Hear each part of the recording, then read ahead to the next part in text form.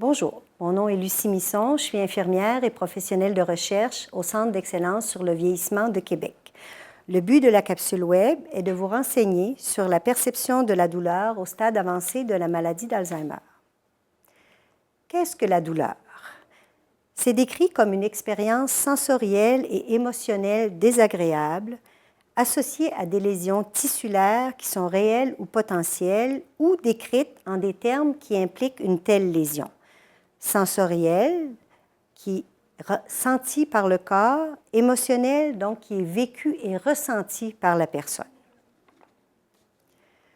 Les origines de la douleur sont multiples. On parle de douleur mécanique, thermique, chimique, par exemple si on s'échappe un produit corrosif sur la peau.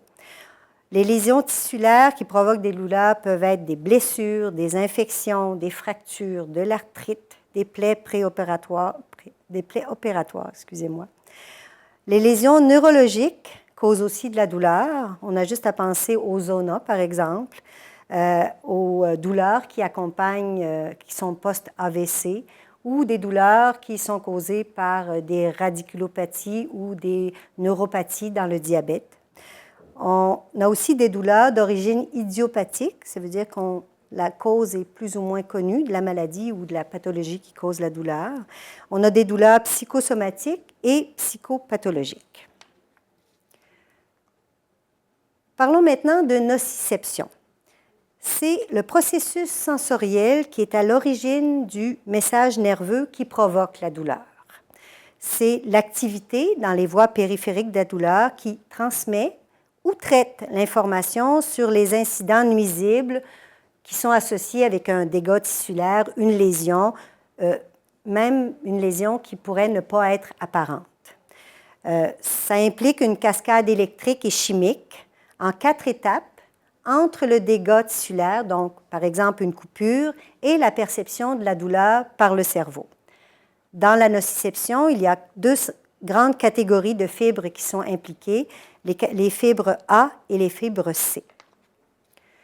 Maintenant, si on regarde les composantes de la douleur, il y a 4 composantes importantes. La première étant la sensorie discriminative, où on s'occupe du décodage du message sensoriel.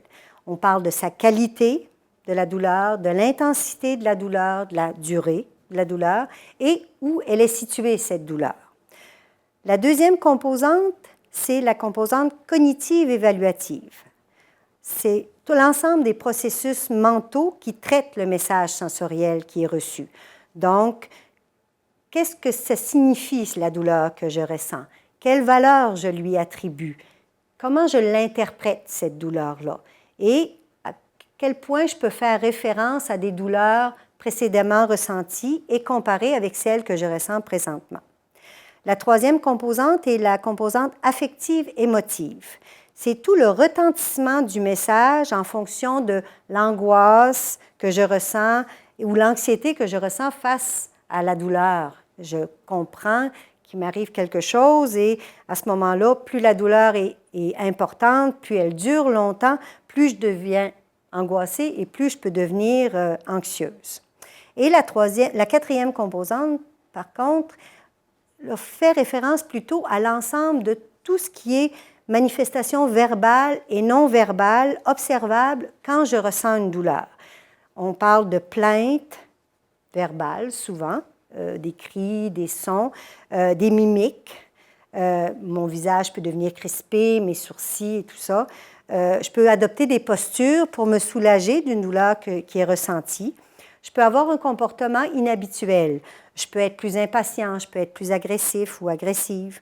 Et mon corps peut avoir aussi des réponses végétatives ou réflexes telles que la pâleur du visage ou encore la moiteur de la peau quand je ressens une douleur vive, par exemple. La douleur est divisée habituellement en 2 catégories, la douleur aiguë et la douleur chronique. La douleur aiguë est généralement de courte durée. Elle est à peu près toujours liée à une cause identifiable.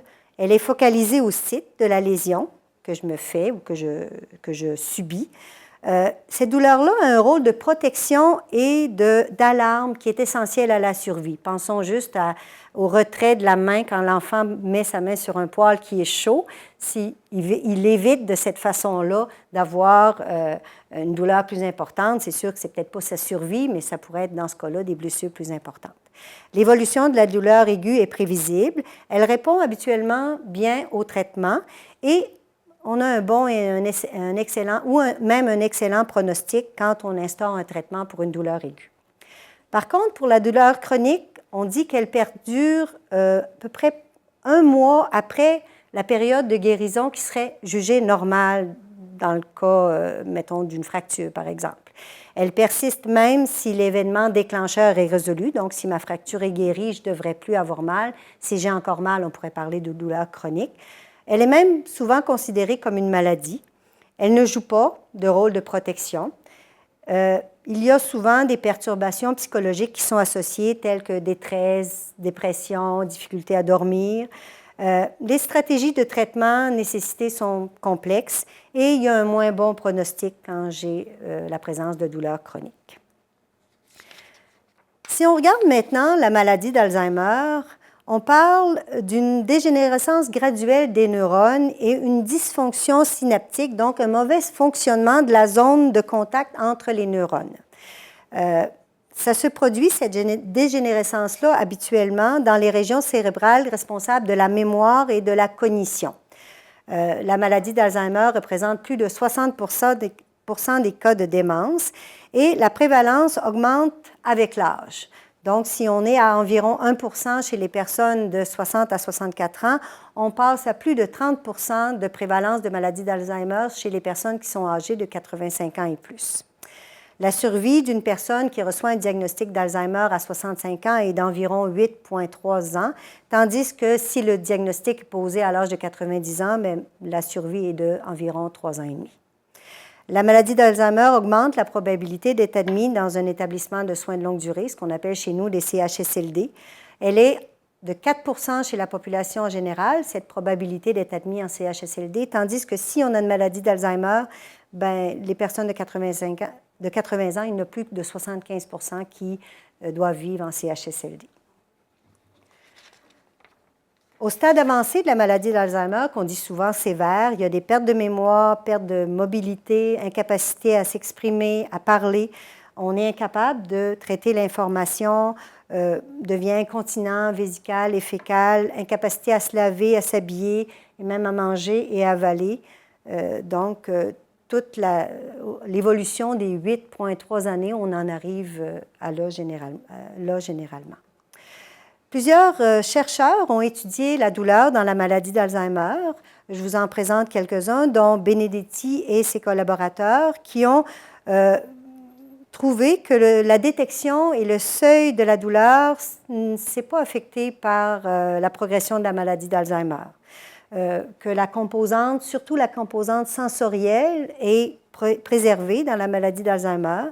Par contre, les composantes cognitives et affectives sont gravement affectées et que la progression de la maladie d'Alzheimer est liée à une diminution de la réponse du système nerveux autonome.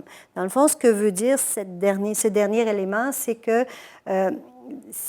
plus on avance dans la maladie d'Alzheimer, plus il arrive que même dans une douleur aiguë importante, il peut arriver que le rythme cardiaque n'augmente pas, ce qui arrive chez une personne qui n'est pas atteinte de maladie d'Alzheimer. Pour sa part, Kunz, en 2009, a étudié l'influence de la démence sur les composantes de la douleur. Ils ont trouvé que la fréquence et l'intensité des expressions faciales de douleur liées à l'intensité d'une stimulation électrique étaient comparables chez des patients déments et chez des patients non déments, que toutes les composantes de la douleur n'étaient pas affectées de la même façon chez des patients souffrant de démence, que 46% des patients déments sont incapables d'indiquer un score de douleur et que plus le déficit cognitif est important, plus cette incapacité augmente. Si on regarde l'ensemble des études qui parle de douleur dans la maladie d'Alzheimer, il y a plusieurs facteurs qui peuvent expliquer la variabilité des évidences. Souvent, les échantillons sont restreints, les échantillons sont également non homogènes, le type de douleur étudié peut varier et on utilise des stimuli nociceptifs différents. Et encore plus important, il faut prendre en compte qu'il y a des composantes, des considérations éthiques importantes liées à la recherche qui implique des sujets vulnérables et incapables de donner leur consentement, comme les personnes atteintes de maladie d'Alzheimer à un stade avancé. Je vais revenir au tableau des composantes de la douleur dans la maladie d'Alzheimer cette fois-ci. Donc, si on les regarde, si on reprend les 4 composantes du début de ma présentation, on va remarquer que dans la maladie d'Alzheimer, on conserve 2 composantes. La composante sensorielle, donc la personne est capable de ce qui est la transduction, la transmission, la perception au cerveau, c'est conservé dans la maladie d'Alzheimer. Et ce qui est très important, on conserve la composante comportementale, donc on est toujours capable d'observer les manifestations verbales et non verbales qui sont liées à la présence de douleur, comme plainte, les mimiques, les postures antalgiques qu'on adopte pour se soulager d'une douleur, tout ce qui est des variations comportementales inhabituelles comme agressivité ou confusion ou anxiété. Et demeurent aussi les réponses végétatives ou réflexes comme la pâleur de la peau et la moiteur quand on souffre d'une douleur importante. En résumé, donc, les études actuellement disponibles n'ont pas démontré que la maladie d'Alzheimer empêche les personnes atteintes de ressentir la douleur, c'est très important. Elles montrent aussi que le seuil de douleur des personnes atteintes de maladie d'Alzheimer est plus ou moins comparable au seuil de douleur des personnes qui sont cognitivement intactes. Les études montrent également que la composante cognitive de la douleur est très affectée au stade avancé de la maladie d'Alzheimer, donc les personnes sont plus capables de réfléchir et de raisonner leur douleur. Et les études soulignent que la détérioration cognitive liée à la progression de la maladie d'Alzheimer réduit beaucoup la capacité d'un patient à préciser l'intensité et le site de la douleur qui est ressentie. Je vous remercie de votre attention.